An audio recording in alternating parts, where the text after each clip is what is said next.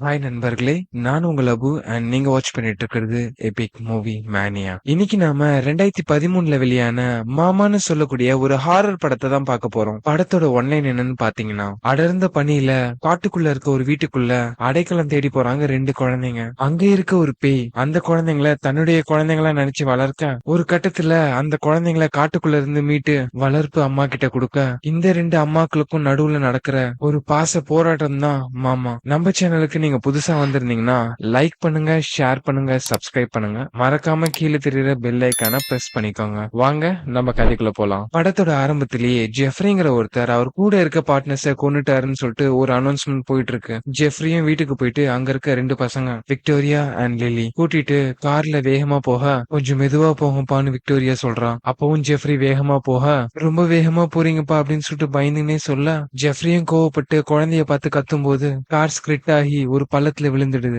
அப்படியே இங்க கட் பண்ணி ஜெஃப்ரி வீட்டை காட்டுறாங்க. அங்க ஃபுல்லாவே போலீஸா இருக்காங்க. அங்க வந்து ஜெஃப்ரியோட ட்வின் பிரதர் லூக்கஸ், என் அண்ணனும் அண்ணன் பசங்களையும் நான் பாக்கணும்னு சொல்ல, நீங்க யாரா இருந்தாலும் உள்ள அனுப்ப முடியாது, எவிடன்ஸ் மிஸ் ஆயிடும் அப்படின்னு சொல்றாங்க. அப்படியே இங்க ஜெஃப்ரியும் அவங்க பசங்களும் காட்டுக்குள்ள நடந்து போயிட்டு இருக்க, அங்க ஒரு வீட்டை பாக்குறாங்க. அந்த வீட்டுக்குள்ளேயும் போக ஜெஃப்ரி மட்டும் ஒரு ரூம்ல அழுதுட்டு இருக்காரு. என்னன்னு பார்த்தா அவங்க ஒய்ஃப கொன்னதே ஜெஃப்ரி தான். இப்போ பசங்களையும் கொல்றதுக்காக கூட்டிட்டு வந்திருக்காரு. விக்டோரியாக்கு ஸ்பெக்ஸ் இல்லாம பார்வை கிளியரா தெரியாது. ஸ்பெக்ஸ கழட்டிட்டு விண்டோ வழியா அங்க மான் இருக்கு பாருன்னு சொல்ல, அழுதுட்டே தன்னுடைய மகளை கொல்லணும்னு சொல்லிட்டு கன் எடுக்க, அதே சமயம் ஜெஃப்ரி பின்னாடி வந்த ஒரு உருவம் அவரை கொன்னுடுது. இருட்டிலேயே வாழ்ற அந்த உருவம் அந்த குழந்தைங்களை அதே இடத்துல தங்கவும் வச்சு சாப்பிடுறதுக்கு செரி ஃப்ரூட்ஸையும் கொடுக்குது. அப்படியே இங்க லூக்கஸ தான் காட்டுறாங்க. அவர் ஒய்ஃபோட லைஃப லீட் பண்ணிட்டு இருக்க, கடந்த 5 வருஷமா அண்ணனையும் அண்ணன் பசங்களையும் கண்டுபிடிக்கிறதுக்காக ரெண்டு ஆளுங்களை வேலைக்கு வச்சிருப்பாரு. ஒரு வழியா அந்த வீட்டையும் அந்த ரெண்டு பேர் கண்டுபிடிச்சிட, வீட்டுக்குள்ள போய் பார்த்தா ஒரே அமானுஷ்யமா இருக்க,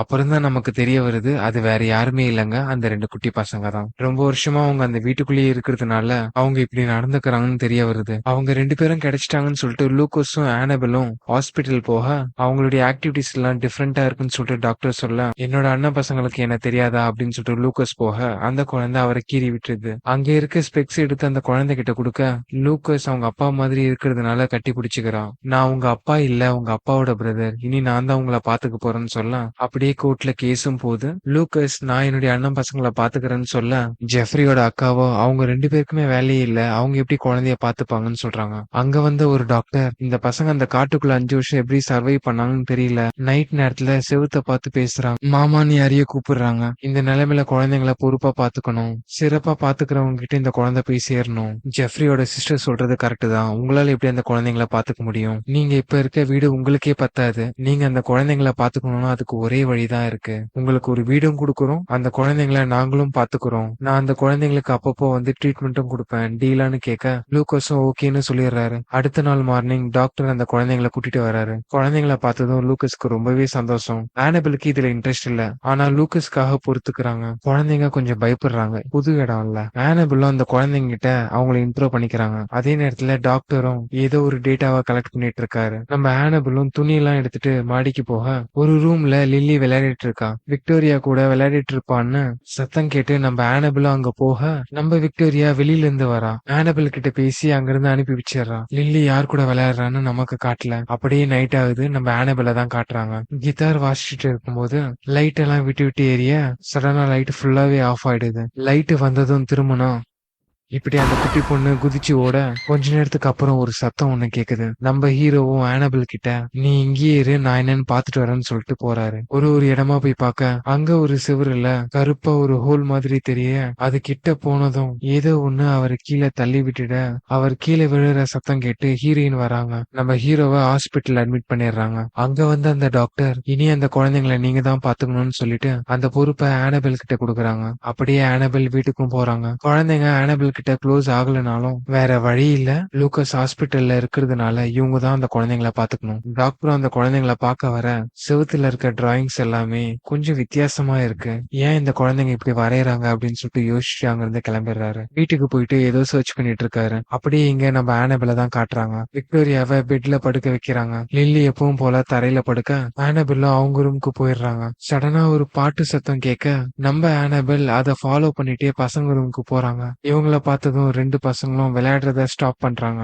ஏதோ என்கிட்ட இருந்து மறைக்கிறீங்கன்னு தெரியும் அப்படின்னு சொல்லிட்டு ஆனபில் அங்க இருந்து கிளம்பிடுறாங்க. அடுத்த நாள் காலையில டாக்டர் கிட்ட ஆனபில் இந்த வீட்ல ஏதோ வித்தியாசமா நடக்குதுன்னு சொல்லிட்டு கம்ப்ளைண்ட் பண்ண ஆனபில் கிட்ட டாக்டர் ஒரு வீடியோ காட்டுறாரு. பசங்க செவுத்த பார்த்து அங்க ஒரு உருவம் இருக்கிறதா இவங்களா இமேஜினேஷன் பண்ணிக்கிறாங்க. அதுக்கு மாமான்னு பேரும் வச்சிருக்காங்க அப்படின்னு டாக்டர் எக்ஸ்பிளைன் பண்ண இதெல்லாம் பார்த்தா எனக்கு பயமா இருக்குன்னு ஆனபில் சொல்ல அவங்க சின்ன பசங்க போக போக எல்லாம் சரியாயிடும் சொல்லிட்டு டாக்டர் சொல்றாரு. அப்படியே டாக்டர் எடித்துன்னு சொல்லக்கூடிய ஒரு பேஷண்ட்டுடைய மெடிக்கல் ரெக்கார்ட்ஸ பாக்குறதுக்காக கவர்மெண்ட் ஹாஸ்பிட்டலுக்கு போறாரு. அங்க ஒரு லேடியும் மீட் பண்றாரு. யாருக்காச்சும் ஒரு கெடுதல் பண்ணி அவங்கள கொன்னுட்டா அவங்க தான் பேயா வருவாங்க அப்படின்னு சொல்லிட்டு ஒரு பாக்ஸ் எடுத்து கொடுக்கறாங்க. டாக்டரும் இது என்னதுன்னு கேட்க நாம சரி செய்ய வேண்டிய ஒரு விஷயம் அப்படின்னு சொல்றாங்க. அப்படியே அந்த சீனை கட் பண்ணி ஹாஸ்பிட்டல்ல இருக்க லூக்கஸ தான் காட்டுறாங்க. அவர் கண்ணுக்கு அவரோட அண்ணன் ஜெஃபோட உருவம் தெரிய என்னோட பசங்களை காப்பாத்து அப்படின்னு சொல்லிட்டு ஒரு டைரக்ஷனை காட்டுறாரு. இத பார்த்து லூக்கஸ்க்கு ஃபிக்ஸ் வர டாக்டர்ஸ் வந்து காப்பாத்திடுறாங்க. அடுத்த நாள் காலையில 3 பேருமே லூக்கஸ பார்க்க வராங்க. விக்டோரியா அவங்க வரைஞ்ச ஒரு டிராயிங்க லூக்கஸ் கிட்ட காட்ட இவரும் அதுக்கு பதில் இவர் வரைஞ்ச ஒரு ஓவியத்தை விக்டோரியா கிட்ட கொடுக்கறாரு. அதை பார்த்து விக்டோரியா சந்தோஷப்படுறான். அப்படியே ஆனபில் கிட்ட ஏதாச்சும் பிரச்சனையான்னு கேட்க எதுவுமே இல்லைன்னு சொல்லிடுறாங்க. வீட்டுக்கு போனதுக்கு அப்புறம் விக்டோரியா ஒரு ரூம்ல அழுதுட்டு இருக்க ஆனபில் என்ன ஆச்சுன்னு கேக்குறாங்க. நீங்க எங்களை நல்லா பாத்துக்கிறீங்க, ஆனா அவங்க எங்க மேல பொசசிவா இருக்காங்க, அதனால உங்களுக்கு ஏதாச்சும் ஆபத்து வருமோன்னு பயமா இருக்கு. இப்போ அவங்க நம்மள பாத்துன்னு தான் இருக்காங்க அப்படின்னு சொல்லிட்டு அங்க இருந்து ஓடிடுறான். அப்படியே கதவை யாரோ தட்ட யாருன்னு பார்த்தா லூக்கஸோட சிஸ்டர். கோர்ட்டோட ஆர்டர் படி எல்லா தேர்ஸ்டேவும் இவங்க வந்து அந்த குழந்தைய பாத்துட்டு போலாம். ஆனபில் இதை மறந்துடுறாங்க. குழந்தைய குடும்பப்படுத்துறாங்கன்னு நினைச்சிட்டு சைல்டு கேருக்கு கால் பண்ணி சொல்லிடுறாங்க. ஆனபிலும் நடந்த எல்லா விஷயத்தையும் லூக்கஸ் கிட்ட கால் பண்ணி சொல்ல கொஞ்ச நாள் பொறுத்துக்கோ, நான் டிஸ்சார்ஜ் ஆகி வந்துருவேன், அதுக்கப்புறம் நானே எல்லாத்தையும் பாத்துக்கிறேன்னு சொல்றான். அப்படியே அடுத்த நாள் ஆகுது. டாக்டரும் விக்டோரியாவை பார்க்க வந்திருக்காரு. இதுக்கு முன்னாடி ஒரு வீட்டுல நீங்க இருந்தீங்கல்ல, அங்க மாமான்னு சொல்லக்கூடிய ஒரு கேரக்டர் கூட தான் நீங்க இருந்ததா சொன்னீங்க, அவங்கள பத்தி கொஞ்சம் சொல்ல முடியுமான்னு கேட்க அவங்க செவுத்துக்குள்ள இருந்து தான் வருவாங்கன்னு விக்டோரியா சொல்ல அவர் ஒரு போட்டோவை காட்டி இவங்க தான் மாமாவான்னு கேட்க இங்க இருந்து உடனே போங்கன்னு சொல்லிட்டு செவரை பாக்குறா.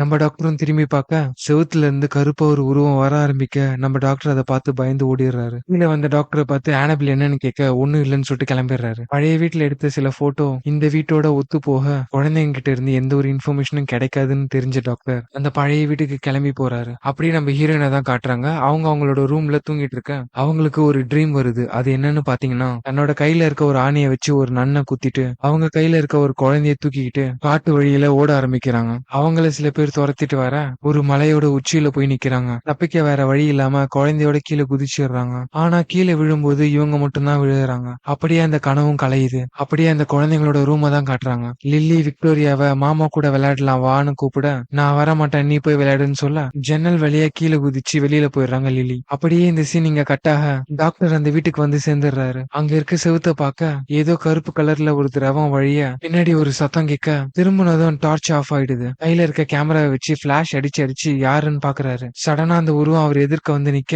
டாக்டரோட கதை முடிஞ்சது. அடுத்த நாள் காலையில நம்ம ஹீரோயின் பசங்க ரூமுக்கு போக அங்க விக்டோரியா மட்டும்தான் இருக்கா, லில்லிய காணும். என்னன்னு வீடு ஃபுல்லா தேடி பார்த்தா குழந்தை வெளியில தூங்கிட்டு இருக்கா. வீட்டுக்குள்ள போனதுக்கு அப்புறம் குழந்தை முழிக்க ரொம்ப கதறா. அவங்க கிட்ட இருந்து விலக எவ்வளவோ ட்ரை பண்றா. நம்ம ஹீரோயின் விடாம குழந்தைய பிடிச்சு அவங்க பாசத்தை காட்ட கொஞ்ச நேரத்திலேயே நம்ம லில்லிக்கும் அவங்க மேல பாசம் வர ஆரம்பிச்சிடுது. 2 குழந்தைங்களும் இப்ப அம்மா பேச்ச கேட்க ஆரம்பிக்கிறாங்க. விக்டோரியாவோ இன்னைக்கு நான் சமைக்கிறேன்னு சொல்ல ஹீரோயின் நான் துணி அடைக்கிட்டு வரேன்னு சொல்றாங்க. அதுக்குள்ள விக்டோரியா ஃபுட்டை தீச்சிடுறான். சாப்பாடு ரெடி ஆயிடுச்சுன்னு சொல்லிட்டு ஹீரோயினை கூப்பிட அப்ப நம்ம ஹீரோயினும் இதோ வரமா அப்படின்னு சொல்ல அவங்க பின்னாடி இருக்க கபோர்டு ஓபன் ஆக லில்லி இப்படி பயமுறுத்த கூடாதுன்னு சொல்லிருக்கான்ல அப்படின்னு சொல்றாங்க. உடனே கீழே இருக்க விக்டோரியா லில்லிக்கு ரொம்ப பசிக்குதான் சீக்கிரம் வாங்கமான்னு கூப்பிடுறான். அப்பதான் அவங்களுக்கு தெரிய வருது பின்னாடி இருக்கிறது லில்லி இல்லைன்னு. அப்படியே அவங்க வந்து கதவை ஓபன் பண்ணி பார்க்க நல்ல வேலையா அங்க விக்டோரியா வந்துடுறா. அங்க என்ன பண்றீங்க வாங்க கீழே போலான்னு கூட்டிட்டு போயிடுறா. அப்படியே கொஞ்ச நேரம் போக ஆனபில் விக்டோரியா கிட்ட கேக்குறாங்க அந்த மாமா யாரு, என்கிட்ட அவங்கள பத்தி சொல்லுன்னு கேட்க நம்ம விக்டோரியாவும் தலையாட்டுறா. அப்படியே அந்த சீனை கட் பண்றாங்க.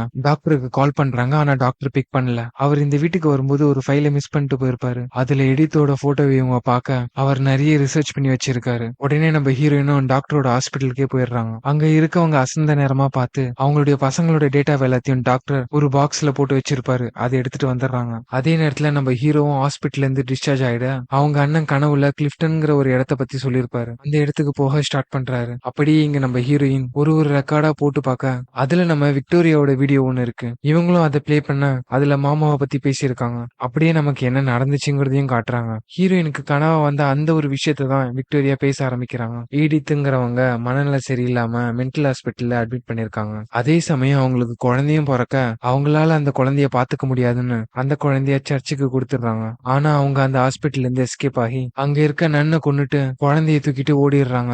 எல்லாருமே இவங்கள துரத்திட்டு வர வேற வழி இல்லாம மலையில இருந்து கீழே குதிச்சிடுறாங்க. அப்போ அங்க இருக்க ஒரு கிளையில அந்த குழந்தை மாட்டிக்குது. இவங்க மட்டும் கீழே விழுந்து இறந்து போறாங்க. கொஞ்ச நேரத்துல அந்த குழந்தைய இறந்து போக அங்க இருந்தவங்க அந்த குழந்தைய புதைக்காம ஒரு பாக்ஸ்ல போட்டு பிரிசர்வ் பண்ணி வச்சிடுறாங்க. இது ஒரு சூசைட் அட்டெம்ப்ட்ங்கிறதுனால. இததான் அந்த டாக்டர் கவர்மெண்ட் ரெக்கார்ட்ல தேடும்போது அந்த லேடி இவர் கையில அந்த பாக்ஸ கொடுத்திருப்பாங்க. அப்படி பறி கொடுத்த அந்த குழந்தைய அந்த பேய் தினமும் காட்டுக்குள்ள தேடி இருக்கு. அப்போதான் அந்த காட்டுக்குள்ள இருக்க அந்த வீட்டுக்குள்ள அந்த பேயும் தங்கி இருக்கு. அதே சமயத்துல விதியால இந்த குழந்தைங்களும் அந்த வீட்டுக்கு போய் சேர இவங்க ரெண்டு பேரையும் தன்னுடைய குழந்தையா பார்க்க ஆரம்பிச்சிருச்சு. இது எல்லாத்தையுமே வீடியோவை பார்த்து நம்ம ஆனபிள் தெரிஞ்சுக்க அந்த பாக்ஸ தொட்டு பார்த்து அவங்களும் கண் கலங்குறாங்க. அதே சமயத்துல அந்த வீட்டுக்கு வெளியில லூக்கோஸோட சிஸ்டர் அவங்க கையில ஒரு கேமராவோட ரெடி ஆயிட்டு இருக்காங்க. அந்த குழந்தைங்களை கொடுமைப்படுத்துறத ரெக்கார்ட் பண்ணி சைல்டு வெல்ஃபேருக்கு அனுப்பணுங்கிறதுக்காக. லில்லி அங்க ஏதோ ஒண்ணுத்த பார்த்துட்டு நிக்க விக்டோரியாவும் அவ கோவமா இருக்கா அவளை பார்க்காதன்னு சொல்ல திடீர்னு அந்த பேய் இப்படிதாங்க அந்த குழந்தைங்களும் பார்த்துட்டு பயந்து ஓடுறாங்க. இந்த சத்தம் கேட்டு நம்ம ஹீரோயினும் மேல போய் பார்க்க குழந்தைங்க பயந்து இருக்கிறத பார்த்து சமாதானப்படுத்த விக்டோரியா செவுத்த பாக்குறா. நம்ம ஹீரோயினும் பின்னாடி திரும்பி பார்க்க செவுத்துல இருந்து அந்த பேய் இறங்கி வர எல்லாரும் அதை பார்த்துட்டு அங்கிருந்து ஓடி போறாங்க. எப்படியோ நம்ம ஹீரோயின் அந்த பேய் புடிச்சிட அப்படியே அவங்கள கடிக்க வர நம்ம விக்டோரியாவோ கத்த ஆரம்பிக்கிறான். நீங்க தான் எனக்கு ப்ராமிஸ் பண்ணீங்களா அவங்களை எதுவுமே பண்ண மாட்டேன்னு சொல்லிட்டு. இதை கேட்ட பேயும் ஹீரோயினை விட்டுட நம்ம விக்டோரியாவோட கண்ணாடிய உடைச்சு போட்டு போயிடுது. இதே நேரத்துல லூக்கஸோட அக்கா வீட்டுக்குள்ள வர தர வழியா வந்து அவங்களுக்குள்ள அந்த பேய் புகுந்துடுது. இப்படி அந்த பேயோட முகத்தையும் காட்டுறாங்க. திடீர்னு மயக்கத்துல இருந்து எழுந்திருக்க அங்க அந்த ரெண்டு குழந்தைங்களையும் காணும். அவங்க ரெண்டு பேரும் எங்க போயிருப்பாங்கன்னு தெரியும். சோ பக்கத்துல இருக்க அந்த பாக்ஸ் எடுத்துக்கிட்டு வேக வேகமா அந்த இடத்துக்கு போறாங்க நம்ம ஹீரோயின். அப்போதான் அந்த வழியா நம்ம ஹீரோ வந்துட்டு இருக்கிறதையும் நம்ம ஹீரோயின் பாக்குறாங்க. அவரையும் கூட்டிட்டு அந்த வீட்டுக்கு போறாங்க. அங்க போனதுக்கு அப்புறம் தான் தெரியுது லூக்கஸோட அக்கா அங்க இறந்து கிடக்குறாங்கன்னு. உடனே அவங்களுக்கு ஒரு ஞாபகம் வர லூக்கஸ கூட்டிட்டு அந்த மலை உச்சிக்கு போறாங்க. அங்க விக்டோரியாவும் லில்லியும் உக்காந்துட்டு இருக்காங்க. அவங்க பேரை சொல்லி கூப்பிட அந்த பேய் உடனே அந்த இடத்துக்கு பறந்து வருது. ரெண்டு பசங்களையும் வா இங்க அப்படின்னு கூப்பிட விக்டோரியா அங்க இருந்து போகல. ஆனா லில்லி அங்க போக ஆரம்பிக்கிறா. நம்ம ஹீரோவும் ஓடி போய் அவளை புடிச்சிட அந்த பேய் ஹீரோவை கொல்ல ட்ரை பண்ண அப்போ ஹீரோயின் கத்தி அவங்க கையில இருக்க பாக்ஸ காட்டுறாங்க. அது அந்த இறந்து போன குழந்தையோட சடலம். அதை அப்படியே வாங்கிக்கிட்டு மலையோட எட்ஜிக்கு போக அப்படியே பேயோட உருவத்துல இருந்து எடித்தோட உருவத்துக்கு மாறுது. எப்படியோ எல்லாம் நல்லபடியா முடிஞ்சிச்சுன்னு நம்ம நினைக்கும் போது லில்லி பொண்ணு மாமான்னு கத்திட எடித் திரும்பவும் பேயா மாறி அந்த குழந்தையோட சடலத்தை தூக்கி போட்டுட்டு ஹீரோவை வந்து அட்டாக் பண்ணிடுது. அப்படியே நம்ம ஹீரோயினையும் புடிச்சு தூக்கிட்டு போயிட்டு அடிச்சு கீழே போட்டுட ரெண்டு குழந்தையும் கூட்டிட்டு மலையோட எஜ்ஜை நோக்கி நடக்க நம்ம ஹீரோயினால சுத்தமா முடியல. இருந்தாலுமே தவழ்ந்துட்டே பின்னாடி வராங்க. பேயும் அந்த குழந்தைங்களை விட்டு கொடுக்கறதா இல்ல. எத்தனை தடவை அந்த பேய் போட்டு அடிச்சாலும் நம்ம ஹீரோயின் விடுறதா இல்ல. பின்னாடியே தவழ்ந்து தவழ்ந்து வர ஒரு கட்டத்துல அந்த பேய் திரும்பவும் குழந்தைங்களை கூட்டிட்டு நடக்க விக்டோரியா அழுகுறா. என்னன்னு பார்த்தா விக்டோரியாவோட துணியை இறுக்கமா புடிச்சுக்கிறாங்க. விக்டோரியாவும் பேயோட கைய தட்டி விட்டுறாங்க. லில்லியும் வான்னு கூப்பிட விக்டோரியா மாமா கூட நீ போ நான் வரலன்னு சொல்லிடுறா. அந்த பேயும் விக்டோரியாவோட கண்ணீரை தொடச்சி விட என்ன மன்னிச்சிடுங்கம்மா ஐ லவ் யூ நான் இங்கதான் இருக்கணும்னு சொல்றான். அந்த பேயும் இதை புரிஞ்சுக்குது. லில்லிய மட்டும் தூக்கிட்டு அந்த இடத்துல இருந்து அப்படியே பறக்க அப்படியே அந்த பேயோட துணி அவங்க ரெண்டு பேரையுமே மூட ஆரம்பிக்க லில்லி சந்தோஷமா அந்த பேயை பார்த்து சிரிக்க அப்படியே அந்த உயரத்துல இருந்து கீழே விழுந்து அவங்க ரெண்டு பேருமே பட்டாம்பூச்சா மாறிடுறாங்க. அதுல ஒரு பட்டாம்பூச்சி பறந்து வந்து விக்டோரியா மேல உட்கார அப்படியே படத்தையும் முடிக்கிறாங்க. இந்த படம் உங்களுக்கு பிடிச்சிருந்துச்சுன்னா சப்ஸ்கிரைப் பண்ணுங்க. நெக்ஸ்ட் எந்த மாதிரி படத்தை போடலாம்னு கமெண்ட் செக்ஷன்ல பின் பண்ணுங்க. மீண்டும் ஒரு நல்ல கதையில் சந்திப்போம்.